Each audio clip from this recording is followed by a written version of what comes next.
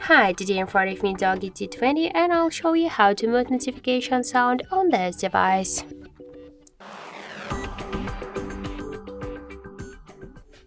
So open first the settings application, then tap to the sound section and you'll see here ring and notification volume panel. To mute notifications, you should slide to the left side notification volume panel.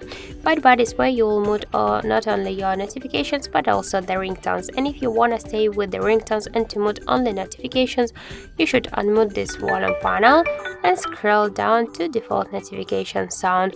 Then just switch your currently sound to none. Tap to OK, and that's it. By this way, you will mute all of your notifications, but you will stay with the ringtones. So that's it. Thank you for watching, and if you find this video helpful, don't forget to leave a like, comment, and to subscribe our channel.